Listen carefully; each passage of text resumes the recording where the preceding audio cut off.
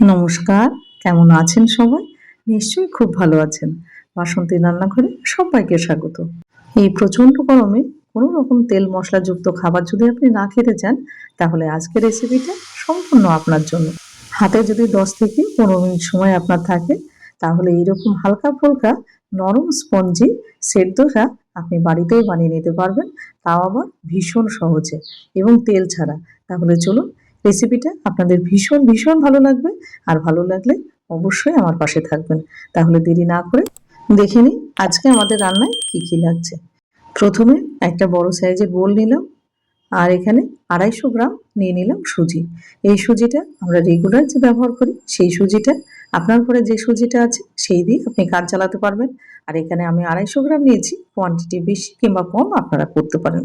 আর এখানে নিয়ে নিয়েছি 150 গ্রাম মতো টক দই। আর এটা কেনা টক দই, আপনারা চাইলে সেখানে ঘরে পাতা টক দই ব্যবহার করতে পারেন। এবার দিয়ে দেবো হাফ বাটি মতো জল। এবার জল দেওয়ার পরে একটা চামচ দিয়ে ভালো করে মিশিয়ে নেব। আর এটা খেতে এতটাই ভালো হয় যে আপনার একটা দুটো খেয়ে মন ভরবে না। বাড়ির বয়স্ক থেকে একদম শিশু পর্যন্ত চোখ বন্ধ করে এই গরমে এইরকমভাবে ব্রেকফাস্ট কিংবা টিফিনেও এটা দিয়ে দিতে পারেন। এটা ভালো করে মেশানো হয়ে গেছে। এবার এটা মোটামুটি 5 থেকে 7 মিনিটের জন্য এটা রেস্টে রেখে দেবো। এবার 7 মিনিট পর আপনাদের সামনে ফিরে আসছি। 7 মিনিট হয়ে গেছে আর সুজিটা কিন্তু অনেকটাই ফুলে গেছে।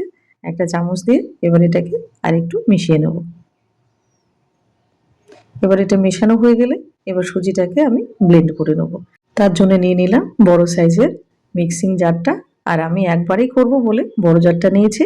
আপনারা সেখানে ছোট জার হলে 2 বারের থেকে 3 বার সময় লাগবে। আর এর সাথে অ্যাড করব 50 গ্রাম মতো ভেজানো চিড়ে। এবার সবগুলো একত্রে এবার ভালো করে পেস্ট করে নেব। আর কত সুন্দর একটা স্মুথ একটা ব্যাটার আমাদের কিন্তু রেডি হয়ে গেল। দেখে বুঝতেই পাচ্ছেন ব্যাটারটা কিন্তু খুবই স্মুথ হয়েছে। এবার এই ব্যাটারটাকে ওই বাটির মধ্যেই ঢেলে নেব, একই বাটিতে যেখানে আমি সুজি ভিজিয়েছিলাম।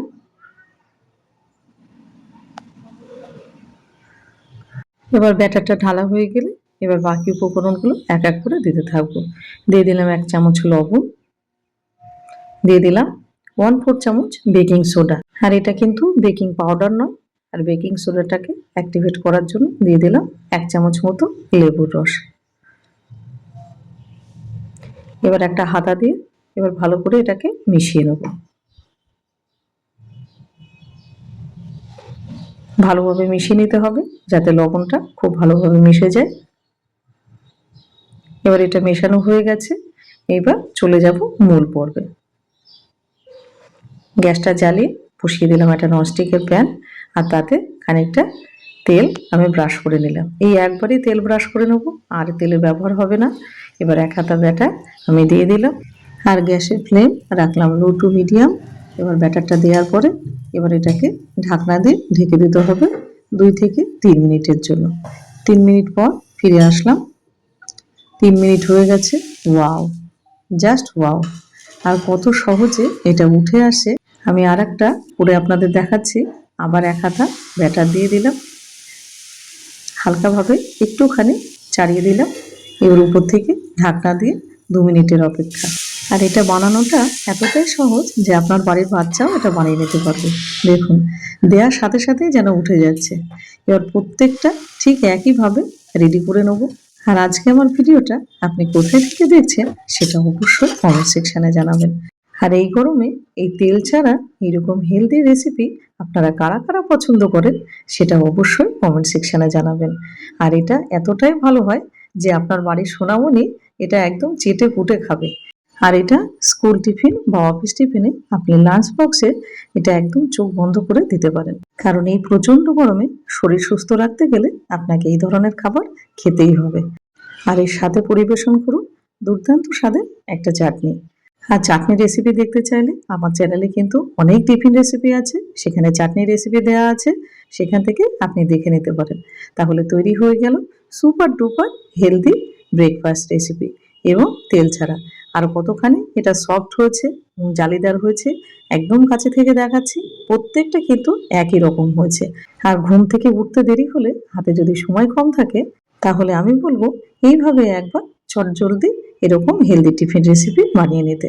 আর এটা যেরকম শরীরের পক্ষে ভালো, বানানোটাও কিন্তু ভীষণ সহজ। রেসিপিটা আপনাদের কেমন লাগলো? আশা করি আপনাদের ভীষণ ভালো লেগেছে। কেন এই প্রচণ্ড গরমে তেল মশলা ছাড়া খাবার সবাই কিন্তু পছন্দ করেন। আর যদি ভালো লেগে থাকে তাহলে চ্যানেলটাকে সাবস্ক্রাইব করে সুন্দর করে একটা কমেন্ট এবং একটা লাইক আর ভিডিওটাকে প্রচুর পরিমাণে শেয়ার করে দিন। এবার চাটনির মধ্যে হাফটা লেবুর রস মিশিয়ে নিন। এটা অপশনাল, তবে টক হলে একটু ভালো লাগে খেতে। এবার ভালো করে মিশিয়ে নিলে চাটনি আমাদের রেডি। আর এইরকম সুস্বাদু চাটনি রেসিপি কিন্তু আমার চ্যানেলে দেয়াই আছে। আর এইরকম ভালো ভালো রেসিপি পেতে অবশ্যই ভিজিট করতে হবে বাসন্তী রান্নাঘর। এরকম ভালো ভালো আরও টিফিন রেসিপি আপনি ওখানে পেয়ে যাবেন। আশা করি ভালোই লাগবে। তাহলে আজ আসি। ভালো থাকবেন, সুস্থ থাকবেন। আবার দেখা হবে অন্য কোনো রেসিপিতে, অন্য কোনো ভিডিওতে।